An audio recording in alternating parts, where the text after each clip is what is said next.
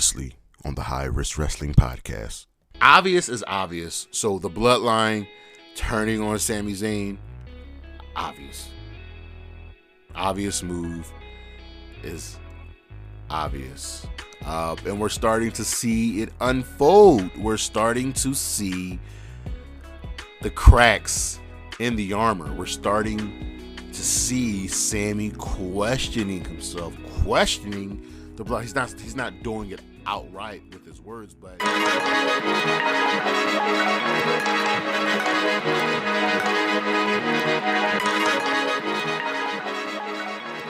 good afternoon, good morning, good evening, everybody. It is Saturday, January 21st, and you know what that means. It is time for the High Risk Wrestling Podcast, and I am your host, the man of honor, Jeremy Pierce. Welcome, one and all. I once again greatly appreciate you all. I'm recording this a little late, been doing some computer work all day, getting ready for the football game, but here we are. As always, first things first, you know you can check me out on the socials, Charismatic Creations on Facebook, Tumblr, and YouTube, Charismatic_Creations 52 on Instagram, and the 215 on Twitter. Please don't forget to like, comment, and subscribe. I'm trying to grow that YouTube audience. I'm trying to get monetized, people, and I need the subscribers. We'll greatly appreciate it. But today, we are going to be looking at talking about Impact Wrestling and my wish list for them. I've been a fan of Impact Wrestling all the way back into TNA when they were doing weekly pay-per-views on FS1. Who remembers that? But I'm excited to talk about Impact. They don't get a lot of noise made about them, but I'm here to support them. But for now, you know what's next, so just go on and hit my music.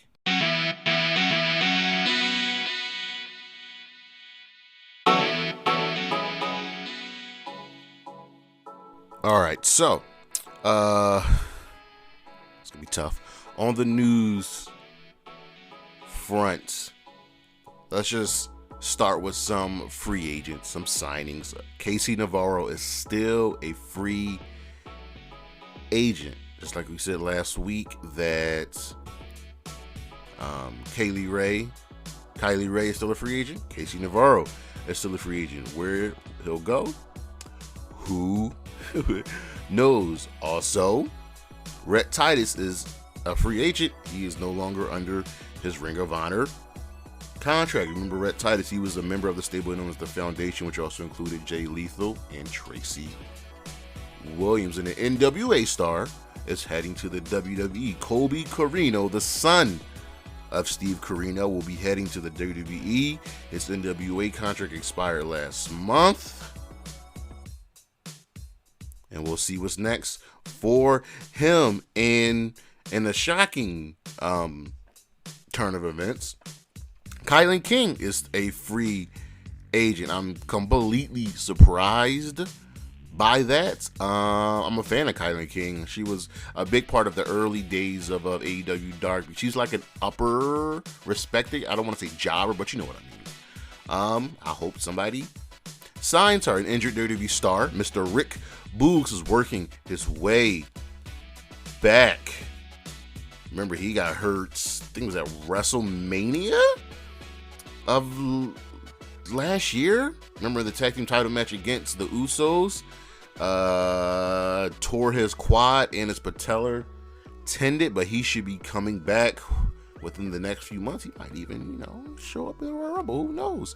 Superstar Billy Graham is no longer the IC after having severe health issues. He is in good health and just working his way back. Triple H and Kevin Dunn held a talent meeting before Raw, just kind of reassuring them of a few things about Vince coming back and creative, and it's just a weird situation to be in. Rampage on the January 13th episode pulled in 513,000 viewers with a .13 in the 18 to 49 demo. That is down from the previous week.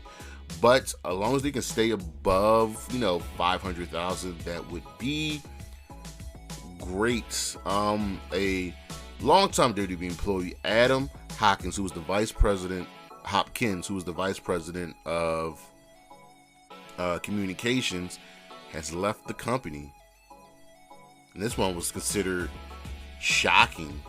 He's not the only exit from the company's PR side, but apparently his is like big. He's been working with the WWE since 1997. This is getting real. It's getting real, y'all. There's a theory going around, but we don't need to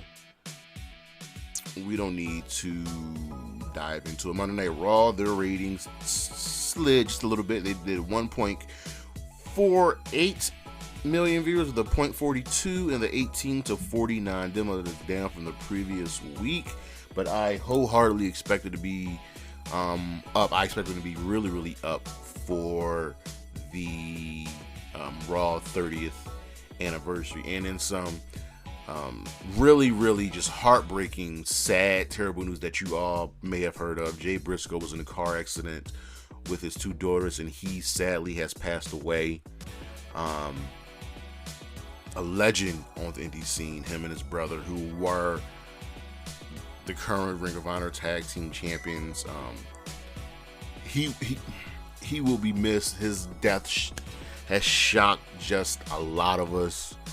And there's so many people that interacted with him that, just heard. There's so many tributes poured in, especially from the AEW side and Impact Wrestling side, and there are many people that in the WWE that knew Jay that sent out their condolences, and WWE even sent out their own condolences. So it's tough, Tony Khan wanted to do a tribute show, but he did do it. They taped it after Rampage, and Warner Media once again blocked the airing of the tribute show.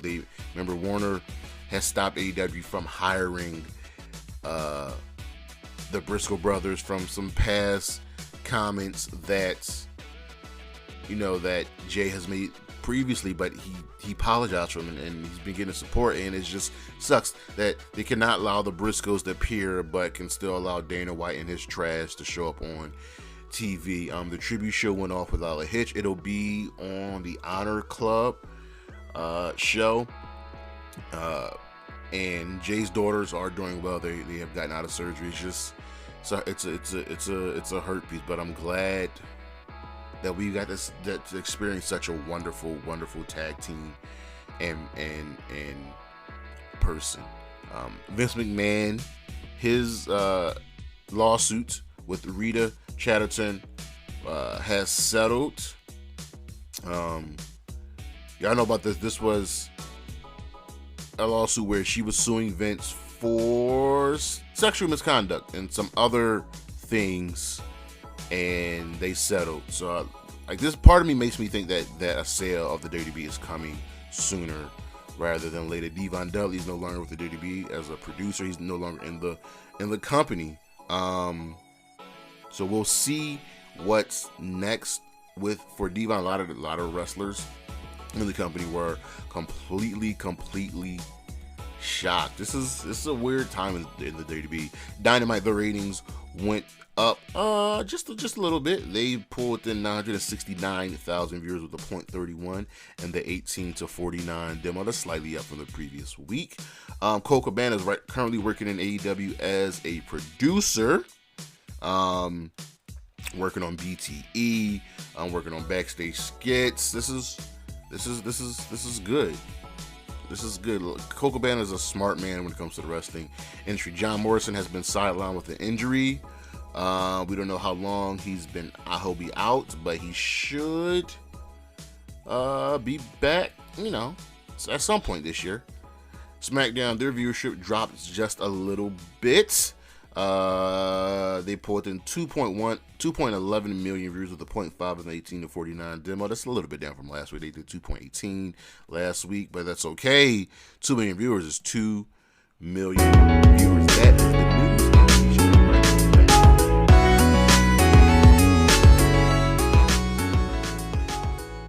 Once again, we had a nice little week of wrestling, because wrestling is great. So Monday Night Raw, we had a solid build for the Royal Rumble, and I'm actually giving the show a thumbs up. It was just fun. I enjoyed myself. We had a fun opening in-ring segment between the Bloodline, Sami Zayn, and the Judgment Day with Dominic being tough. And speaking a little bit of truth, like, every time the Bloodline came to Raw to cause havoc, they, for some reason, never come at the Judgment Day, and Dom's being just tough, and then the Usos are cracking jokes, and then Solo steps up because Dom clowned him, and then Rhea gets in Solo's face. Oh my god.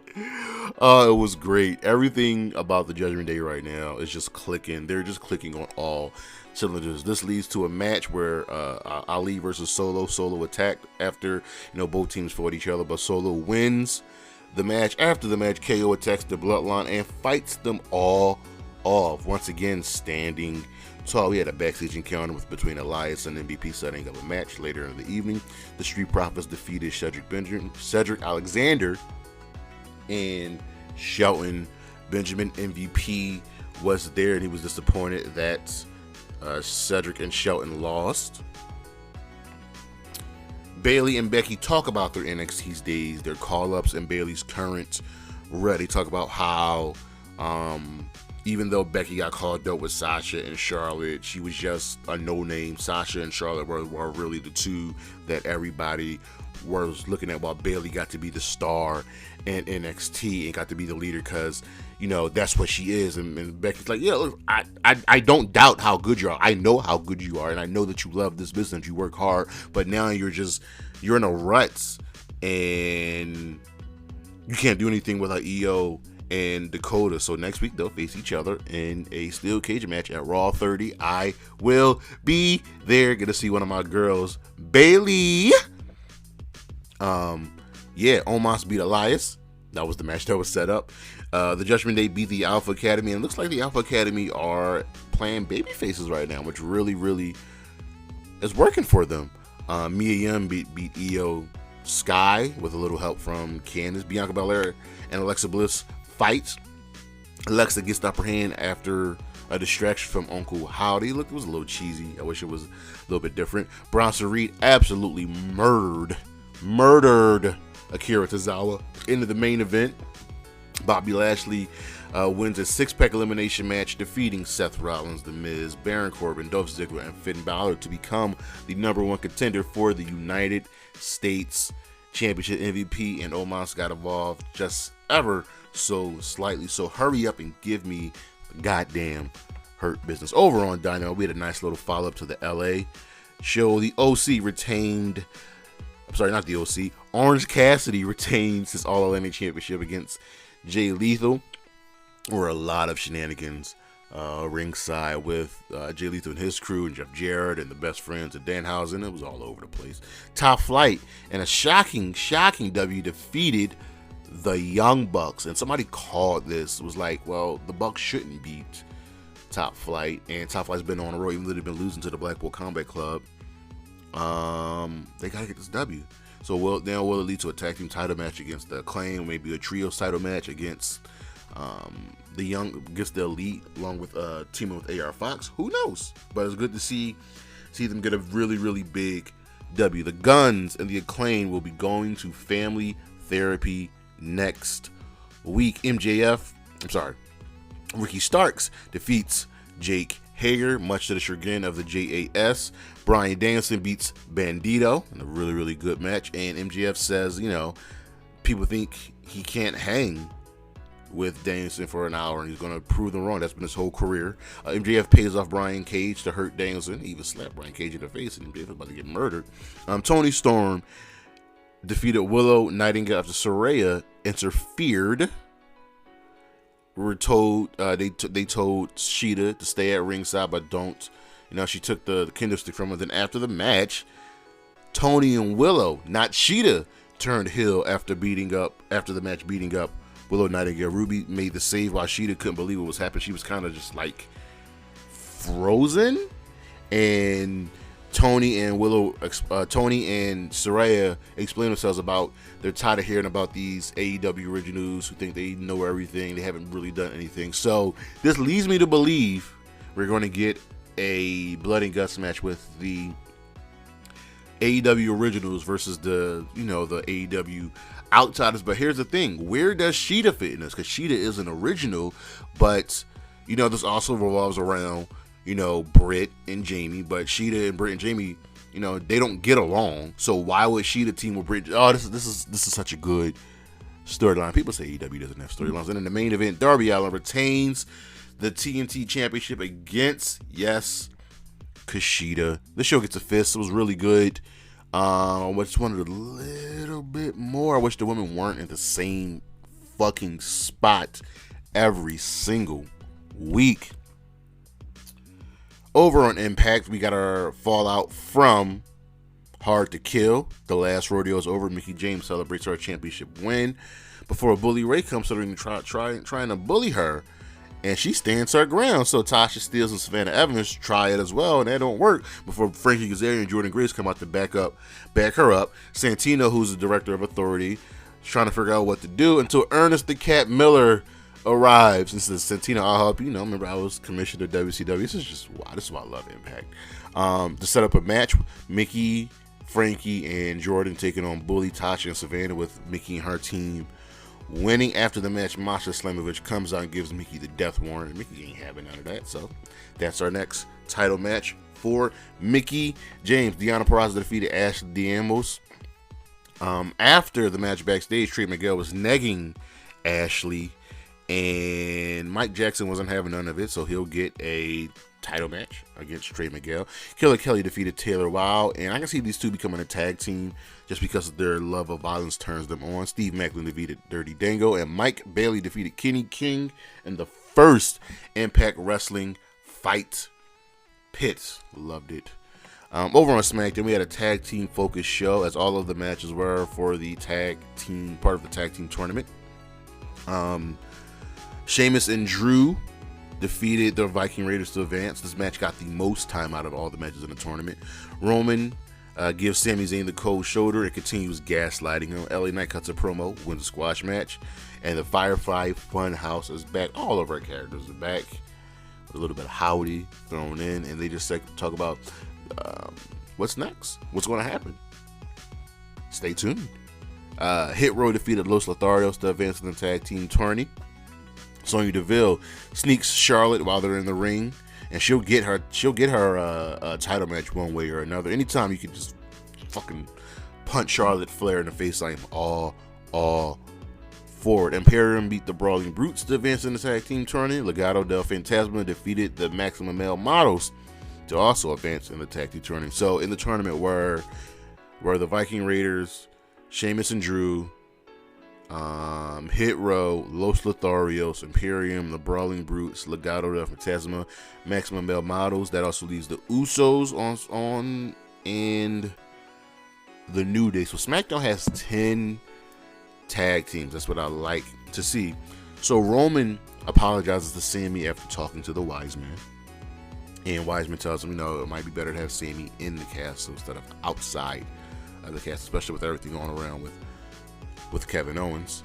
And Roman tells Sami to get everything ready, get the cars ready. As soon as this contract signing is done, we out of here. So we get to the contract signing, and Kevin Owens just straight up gives Roman a stunner, fights off the bloodline, saying Sami, powerbombs Roman through the table, and then signs the contract, and Sami was too late. So now more gaslighting is going to happen, because on Raw 30, the Roman Reigns acknowledgement ceremony has now become the trial of Sami Zayn. This is crazy. SmackDown gets the fist over on Rampage. Jungle Boy defeated Ethan Page after Matt Hardy accidentally caused Ethan Page to lose. So on Dynamite, it'll be Jungle Hook versus Ethan Page and Matt Hardy. Eddie Kingston attacked Ortiz after they have some words. This feud makes no sense. I hate this feud. It doesn't need to happen.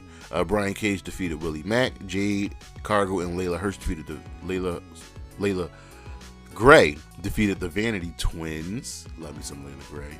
And Action Andretti defeated Dan Garcia in the main event. Jericho and Sammy Guevara were on commentary. They were not happy. Our matches of the week. Got a little bit.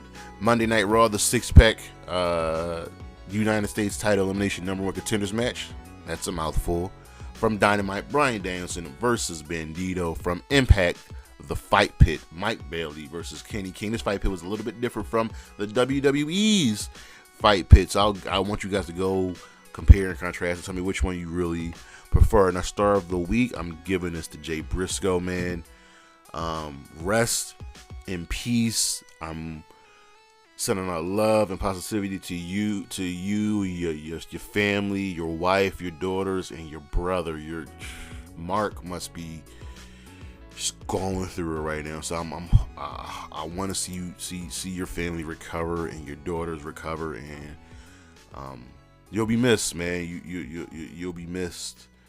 That's the news. Sorry, that's not the news. That's the weekend review. Sorry, y'all, and we'll be right back.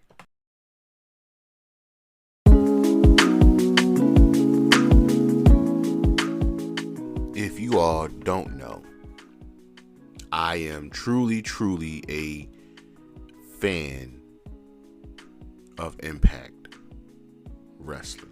I've been pretty much watching, following, keeping up with them all the way back to Six-Sided Ring days on FS1 weekly paper. Sorry, not even FS1. Fox Sports weekly pay-per-views. It's been a lot. The company's gone through so many changes, many highs, some really good highs and some really terrible lows. Because when Impact fumbled the bag, they truly fumbled the bag. But here they are surviving. Here they are being strong, keeping forward, and just absolutely putting on, my opinion, the best wrestling show week in and week out. And I want to see them succeed. I want to see them grow. I want to see them get back to some of the things that they used to have before a lot of the, fumbling of the bags. So here I'll have my Impact Wrestling wish list. Now, with this wish list, this is what I'm hoping that they can get, they can accomplish, they can achieve, some things they can do. Because I think if they can get all of this, get these things, they'll grow and they'll be able to maybe not be the number 2 promotion, but surely be up there in the top 3. Because I still think they're probably 3rd. WWE's 1, then AEW, and then I would go with Impact over New Japan or AAA. But I want to see Impact be great. That's what I want. So here is my Impact Wrestling wish list. Now, and I say let's start off with this. Find a buyer. Find a big money buyer, but also someone that loves. They don't even have to love wrestling. They just have to be able to sit back and just make the money. The current owner of Impact Wrestling is, what do I want to say? Anthem. Yeah. They're owned by Anthem Sports Entertainment. So it's the Anthem Wrestling Exhibitions LLC, commonly known by its trademark name, Impact Wrestling. Anthem Sports LLC. That's a new one. That's Impact Wrestling official name, Anthem Sports LLC. Wow. But so they're owned by, somebody big. I just wish it was somebody different. I don't think Anthem really understands what they have. You know what I mean? Like, Tony Khan is a wrestling fan, so he knows what he has in his bag. And Anthem, they have other live sporting companies and events, but Impact is a well-known wrestling promotion with well-known stars, and you need a buyer, you need an owner who recognizes that. It might be time for someone like Comcast or Amazon or Netflix to buy Impact from Anthem. Everybody needs live content, for sure. Everybody.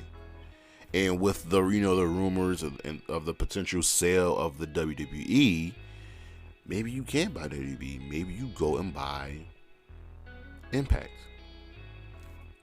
It's just a thought. I think just having a new owner would really, really change some things. Next up on my wish list, would love for some more Forbidden Door work. And this is also going to tie into a few other things. The Forbidden Door is when, wrestlers from other companies go to wrestlers and fight wrestlers in other companies. And honestly, no one's done more Forbidden Door work than Impact. No one. They've worked with the WWE, AEW, AAA, New Japan. I don't want to assume CMLL, but they've worked with a lot of companies. Hell, Moose had a match with Okada. Yeah. Mickie James was in the Royal Rumble when Kenny was doing his belt collector gimmick during the pandemic. Yeah. They were all over Impact. And that helped broaden eyes to Impact. Now, I wish they did more with the women, just like AEW. When the Forbidden Door was going on, the women were not involved at all. And this is kind of like an AEW thing as well. Open up the Forbidden Door to more than just New Japan. You go AEW, New Japan, Impact. You can get some great matches between not only the men but the women as well. Hell, I had a dream. I was really, really high. But think about a Forbidden Door charity show where wins and losses don't matter, but it's a fundraiser.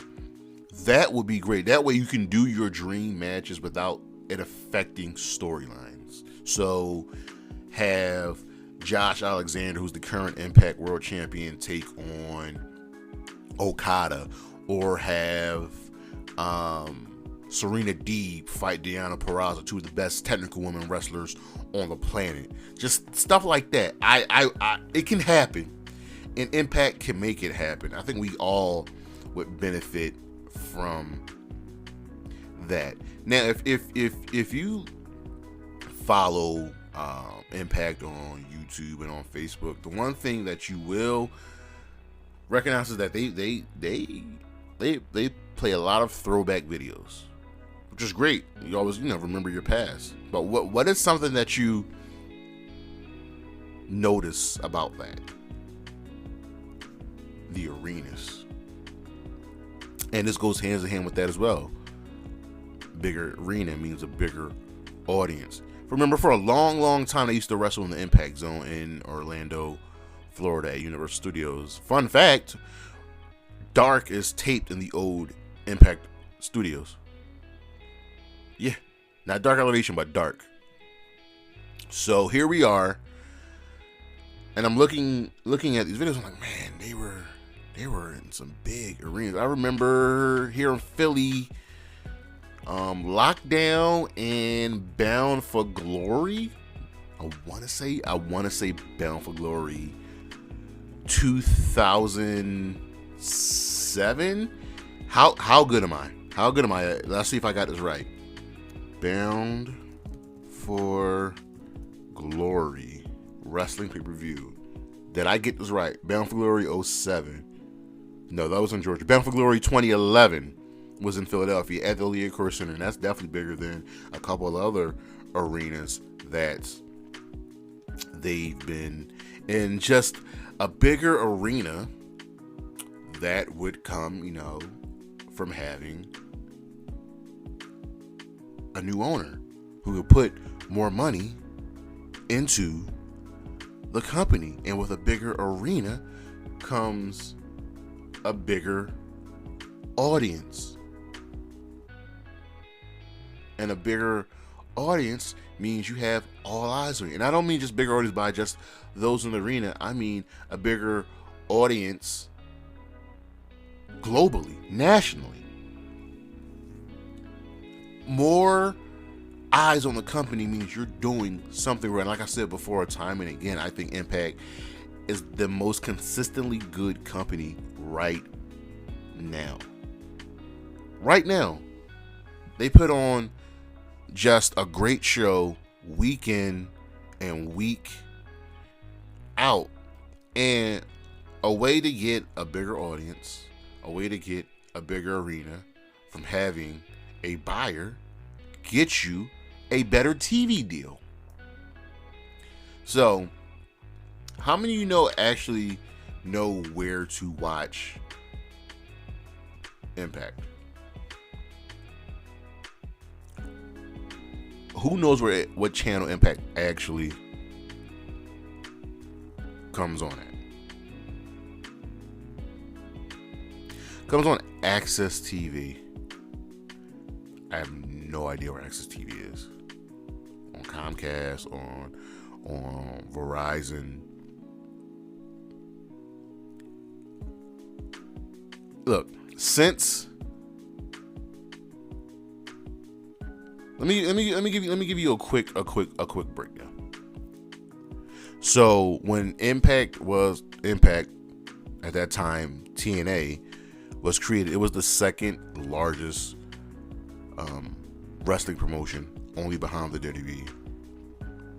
And then by like 2017, a lot of us thought it fell behind Ring of Honor. They lost their TV contract in 2014 from Spike TV. They had a good contract with Spike TV, and Dixie Carter messed that up. It was stupid, but she messed it up. So now the company has monetary and personal issues, and that's their decline. But 2019 came. They were purchased by Anthem, and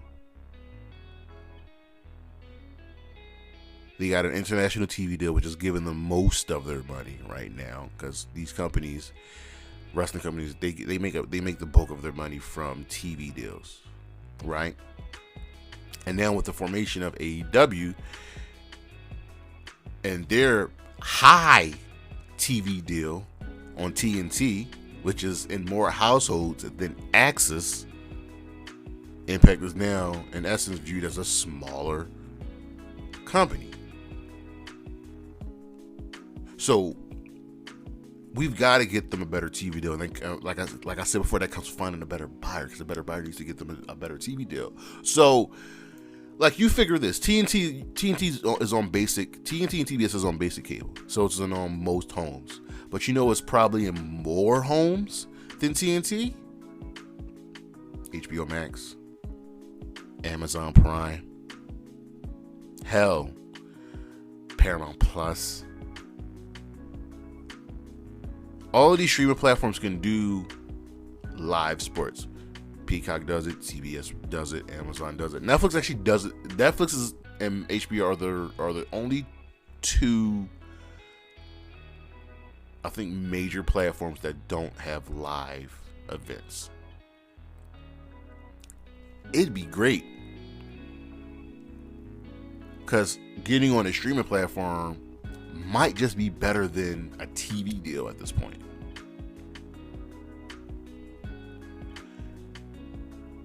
Better TV deal, bigger audience, bigger arenas, and you can start making real money.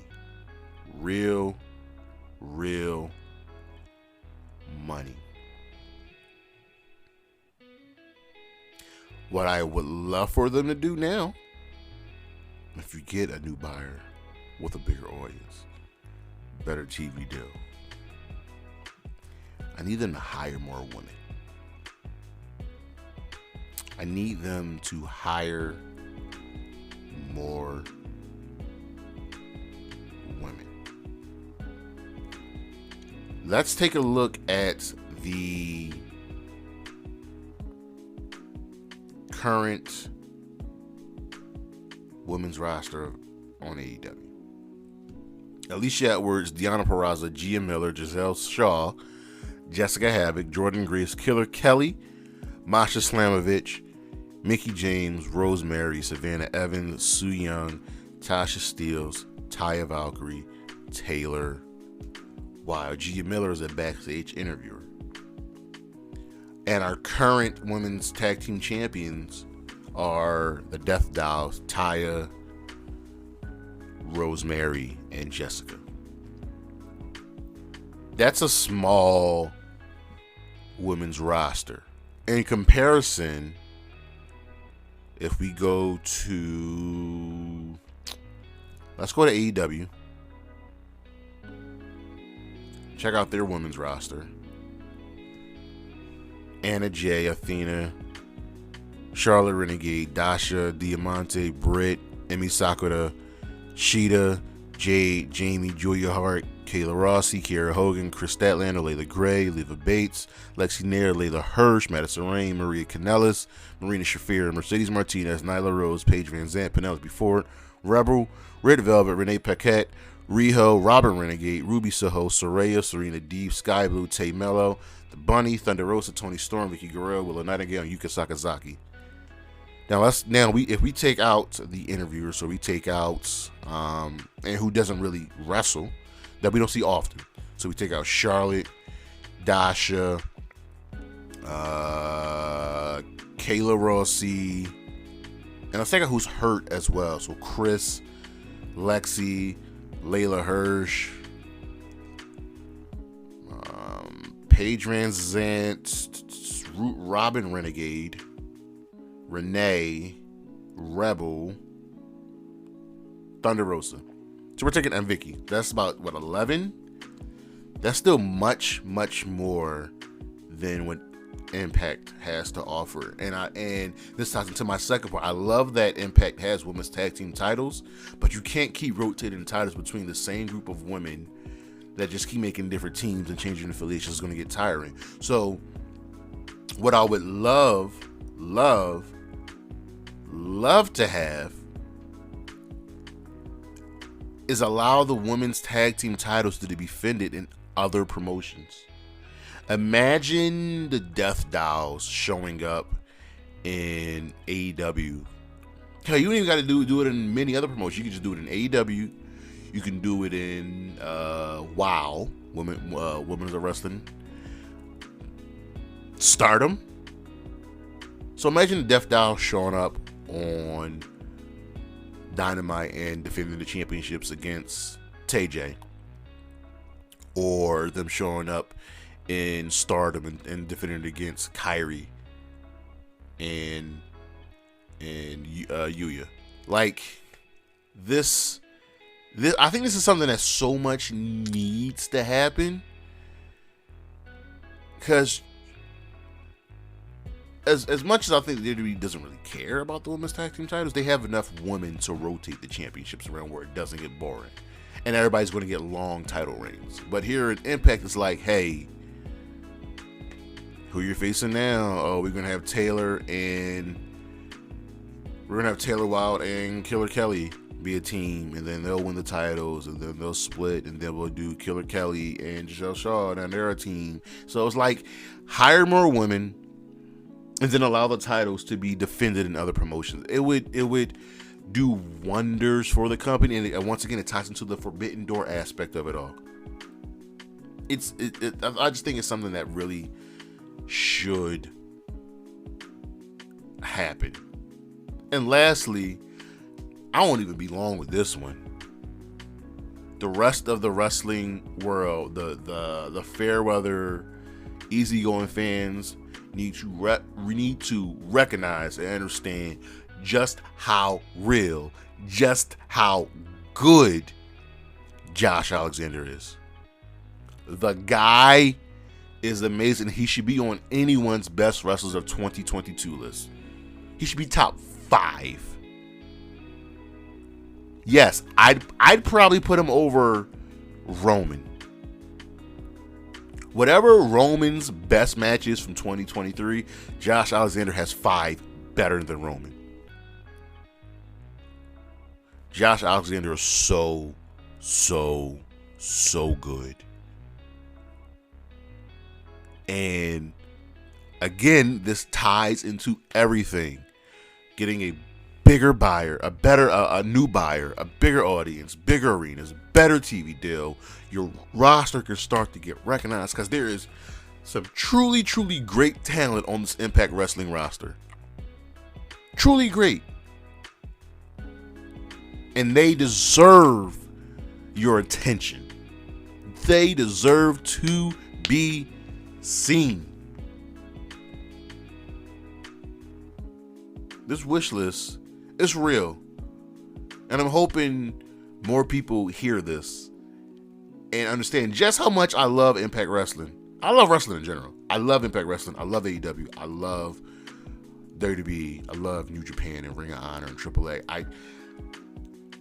I want more for Impact, because they were once a great company. They can be great again. I can't believe that just came out of my mouth.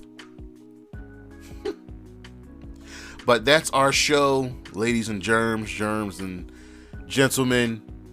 Thank you as always for listening, for watching. Please come back. Next week, we got our Royal Rumble preview show. I think I'm going to try to record this one Friday night, possibly. So just you can get ready for the Rumble. Just, get the predictions out the way. Don't forget to check out my newest list video of uploaded shortly, soon, of potential Rumble winners. 5 for the men, 5 for the women. Might do 10, who knows? As always, check out the socials. Charismatic Creations on Facebook, Tumblr, and YouTube. Charismatic_Creations52 on Instagram. The 215 on Twitter. Please like, comment, and subscribe. Be on the lookout for the coffee page and hopefully a Patreon some point in the future. And as always, Xia Li, Wendy Chu, Shotzi Blackheart, and Gigi Dolan. Holla at your boy. Peace.